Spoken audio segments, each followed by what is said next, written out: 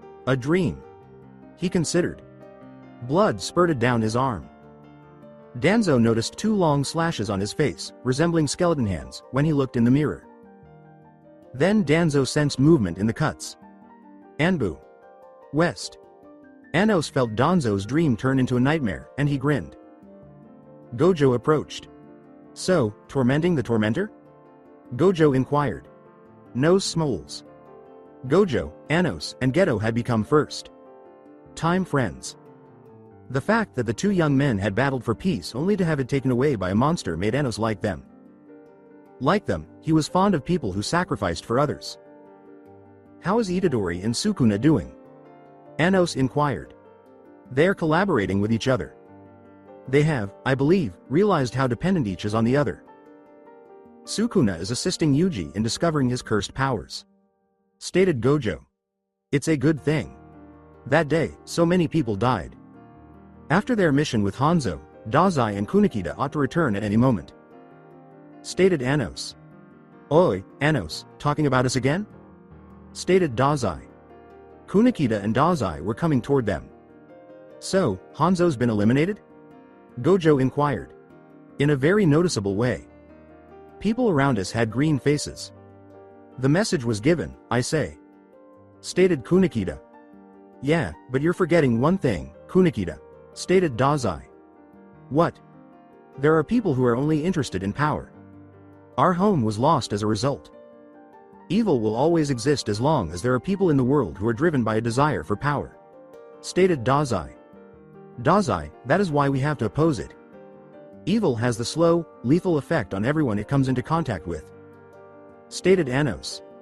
Indeed, Dazai remarked. Dazai scanned the camp. Everyday operations were underway. There was planning, training, and other activity going on. He was aware that Hanzo was someone else's puppet. He was also aware that Riska was aware. Naruto was meditating in the camp. Arashi informed him that he could only acquire certain abilities in this manner. As flames erupted all around his mindscape, Naruto remained composed. Kid, you're doing great so far. Stated Kyuubi. I'm grateful, Q.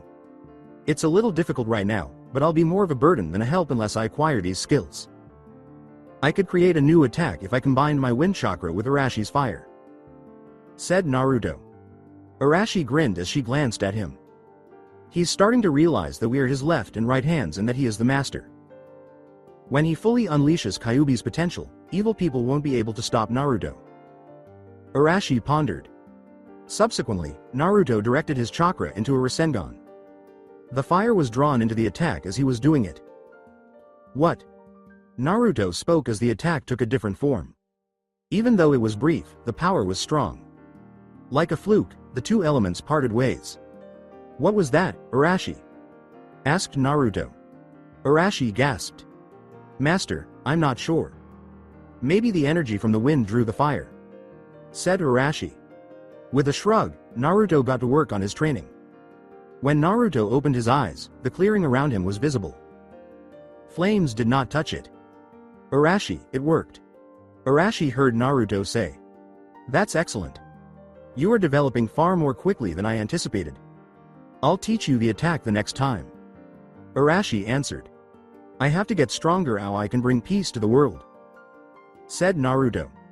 Arashi replied, "Of course." Naruto sensed something was wrong as he was making his way to the camp. His eyes grew cold as he glanced over to where a small village stood. People could be seen fleeing the fires as smoke rose from the village. Knowing that the others might already be there or would see him, Naruto started to run.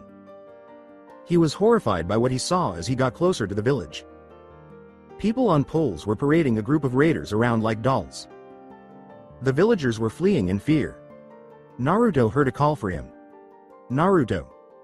Naruto turned to face the voice and saw Hiei, Sakura, and Kurama approaching the village. "Disgusting creatures. We must put an end to them," stated Sakura. "Come on, let's stop them. Those individuals might still be living," Naruto said, scurrying inside. He was stopped by a soft touch. "Naruto, we need to have a plan before we attack. There could be harm to others," stated Kurama. Naruto remarked, "I know, but those people." Kurama gave a nod. "I have a scheme in place. They won't anticipate an attack from above or below, but rather from the front or rear," stated Kurama. "So, 2 above and 2 below?" said Naruto. "Yes, Sakura and Hiei from above and S from below," stated Kurama. "All right. Let's move." Hiei mentioned seizing Sakura. Kurama led Naruto and himself to the raiders using his plants. The attacks of Hiei and Sakura startled the raiders, causing them to scream. Naruto and Kurama appeared out of nowhere to join in. As he dispatched a raider, Hiei remarked, "This is too easy." "Indeed. There's a problem." As one rose whip killed another, Kurama spoke. Kurama was propelled away from the group and into a stone wall by a sudden stab to the stomach caused by a long spike. Kurama yelled, "NGH!" as he struck the wall. "Kurama!" His companions yelled. All right. Here, looky. Finally, the white fox Kurama is mine," a voice said. The man drew nearer and Kurama gave a growl. "Golan, you traitor!" Kurama gave a sharp hiss. Golan gave Kurama a hard slap. Sakura observed her boyfriend being struck. "I need to take action, but what?" Sakura pondered. She saw as Kurama's hands were stabbed by Golan into the wall. Kurama punched and yelled. Sakura heard a voice and became paralyzed. The voice exclaimed, "Get off of him, you bastard!" Golan pivoted to observe Sakura, her fists tightly balled at her sides. That's when Sakura realized she'd yelled. "Yes, a tiny bitch. I'll get through with you quickly, then your partner. To view his face once you pass away," Golan stated, beginning for her. "Dial me." Sakura surveyed her surroundings. The raiders were still being fought by Naruto and Hiei. "Dial me. I've been here from the beginning." With an axe in hand, Golan was about to strike Sakura when she spoke, her voice firm. I call you. Yanagi," stated Sakura. With a smile on her calm face, a stunning woman with one blue and one gold eye, long green hair, and tan skin emerged. "Greetings, mistress. I'm relieved to be free. We seem to be having an issue, I see." "Fear not, I'll assist," the woman stated. Sakura was taken aback. "You're the voice in my mind?" Sakura inquired. "Indeed, mistress. I could talk to you without revealing myself because my power comes from nature." The woman grinned broadly. "What do I call you?" Sakura inquired. "Yanagi," Yanagi uttered as she vanished into thin air. Sakura then sensed Yanagi's mental presence. "Don't worry, mistress, I will show you what to do," Yanagi stated. Sakura mentally said, "Okay." Hey, sweetie, wake up. It's time to pass away. Golan bellowed. Kurama was struggling to break free from the daggers holding him down. The daggers are infused with a pleasant potion that restricts your abilities, so don't worry, Kurama. We can't let you go free, can we? Golan grinned. Kurama felt a power surge through him and stopped. Sakura had moved to stand in front of Golan, her expression composed. As Golan brought his weapon down, she gave him a chilly look. Golan's weapon clashed down with a clang. Golan was taken aback. What? Golan uttered an amazed statement. Sakura carried a staff encased in chains that resembled thorns. Sakura had thrown Golan back after catching the weapon with a thorn. You are a monster. You believe that everyone who is weaker than you ought to be put to death or suppressed. You and others like you will be destroyed by me, leaving the innocent safe and able to reconstruct their former lives.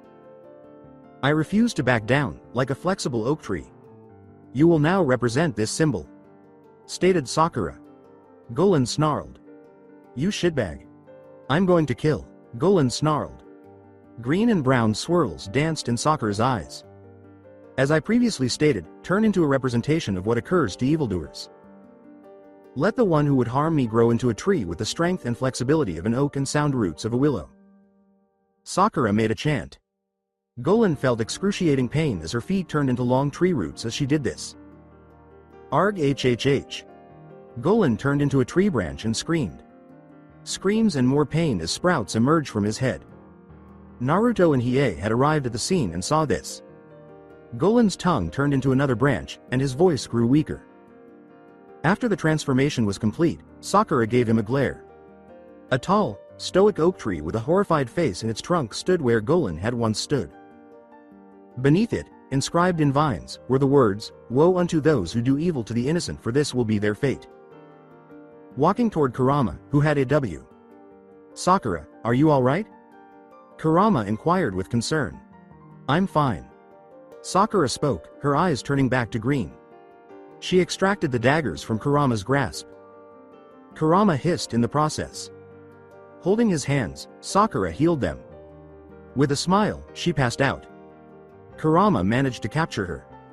Sakura? Kurama inquired. Her expression was calm and collected. She was dozing off. Kurama? Are you okay? Hiei inquired. The others were stopped by Naruto. Indeed.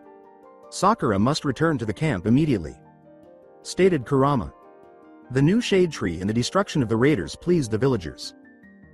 They start gathering the fragments and tending to the injured and deceased. Naruto peered at the community. This will come to an end. We're going to stop it. Naruto pondered in his head.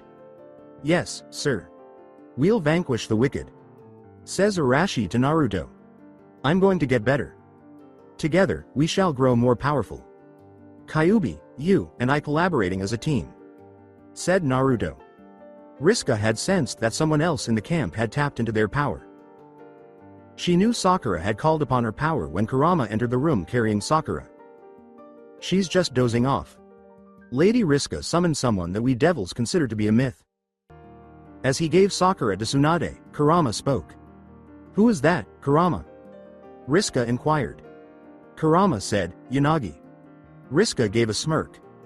Kei had informed her that the person who made them frequently concocted stories about them. The Potion Queen Yanagi was the one who vanquished the evil ones. Riska chuckled. So the Poison Queen herself is Sakura's partner? Said Riska. Yes, Yoko is happy that she has such a powerful one, if not a bit jealous, stated Kurama. It makes sense. Yanagi is a wonderful match because Sakura is adept at using chakras to heal, and she is also very evident, said Riska. Kurama gave a nod. Yeah. It appears that the younger generation is maturing. Kurana spoke as she peered out over the now quiet training grounds. Indeed. They will acquire these skills and turn into the most formidable barrier against the Evic that destroys entire worlds. Riska spoke while glancing east. Hospital Konoha. Mental ward. To keep him safe from the tormenting dream that never went away, Danzo sat in the mental ward. The wall seals stopped that kind of thing from happening. I can sleep here, Danzo uttered. The seal burned a little, but he didn't notice it when he fell asleep. Dreamscape Danzo. Perched on his throne, Danzo observed his realm. Individuals on their knees presenting gifts to him. Danzo grinned. The screams were deafening as everything suddenly caught fire. Danzo was unable to get out of the chair. Danzo turned to look and saw skeletal hands encircling him. As he struggled to break free, he heard someone speaking. So many deaths have been caused by you. I want to feast on your cold soul, your deceitful lies, and your eyes. The voice said. The bony hands clawed at Danzo's body, their touch like pure fire, and he screamed. They tore and ripped at his skin. Danzo was hurting so bad. Then a long bony finger stabbed out his eye, causing him to scream. Danzo abruptly woke up. He remained in the psychiatric unit. How? He pondered in his head. Then he surveyed the space. Nothing was wrong. Maybe I should visit a doctor to make sure everything is operating as it should. Danzo remarked as he dozed off once more and re-entered the nightmare. Muzan's castle. Muzan was enraged. He was now forced to hide like a dog because no one had discovered the blue lily. Because of it, his toy was mistreated by him. Muzan gave the lesser demon a scowl. So, the bitch's village claims that she has passed away. Return and dismantle it. Take as many lives as necessary. That's what I want, Lily. Muzan let out a roar. The demon disappeared. Muzan snarled. Gyoko, proceed westward and take Hangtengu.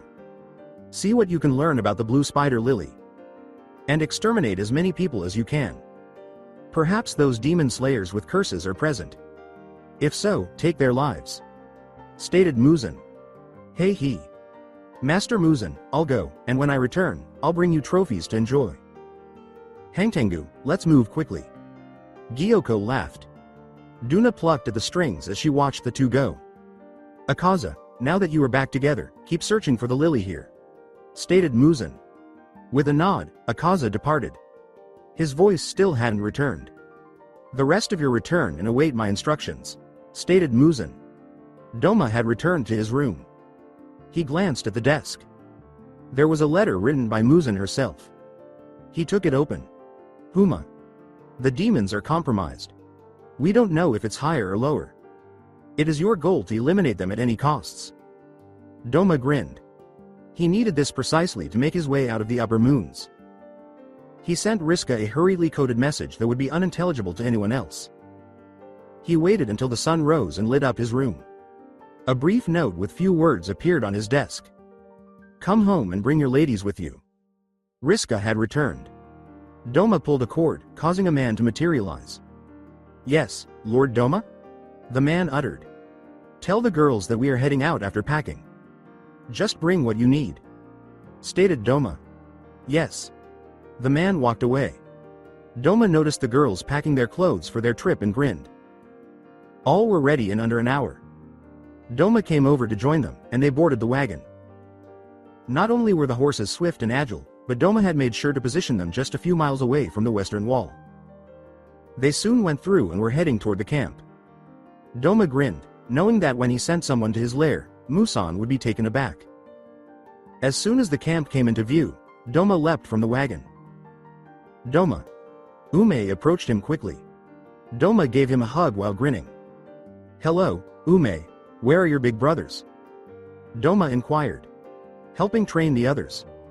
Ume brightly said. Doma did not regret transforming Ume and Gyotaro into dragons since it made it possible for them to be saved. Riska came up to the two. Riska said, Hello Doma. Greetings, lady. I found my way back into your lovely presence. I regret to inform you of some unsettling news. Gyoko and Hangtengu are en route to this location by boat. Upper 4 and Upper 5. Stated Doma. Riska gave a nod. Therefore, they must arrive at barracks.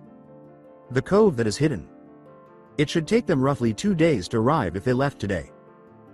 To beat them, we'll send some people. Said Riska. Doma grinned. He noticed a woman with a pale face and cold eyes wandering aimlessly around the camp. Ayame was functioning like a doll, operating automatically. Doma turned to face Riska. She saw her father slaughtered before her eyes. Said Riska. Softly, Doma smiled. I will assist her, as will the girls. She'll regain her identity. Doma spoke while wearing a subtle smile. A blur appeared as they were speaking, and it gently knocked Doma flat. You're back, stated Inosuke. Crushed by the boy, Doma grinned. Of course, Inosuke, I came back today, stated Doma. Inosuke gave him a hug as though he were a small child whose father had come home. Doma gave the hug back. Inosuke released Doma, enabling him to stand. Duna noticed the others approaching. He now had a large family, something he had always desired. He promised that they would never be harmed. Former residents of Domus. The devil strolled around the area. Doma had vanished once more. The demon, seeing no one, snarled. He soon arrived at Doma's old room and noticed a message. The moment he opened it, wisteria poison engulfed him. The letter was still in the demon's lifeless hand even after his death. There was a pluck, and there was the dead Biddy by himself. Biwa took the note and perused its contents. Nikime. This will burn once you've read it. Observe in Muzan, since I have been discovered. Please leave once he begins to suspect you. Your devoted companion. Doma. Nikime threw the missive into the flames. Her ladyship had saved both her and Doma. She had been a musician for the Seventh Lords in Nami. To think that Muzan enjoyed her playing so much that he would turn her into a demon. When she discovered that the Nami royal line was still intact, she was appreciative and vowed to exact revenge. She would perform a beautiful song, a funeral dirge, for Muzan. So that's it for today. I hope you guys enjoyed it. Don't forget to like, share and subscribe to the channel for more awesome stories like this. Thank you. See you all in my next video.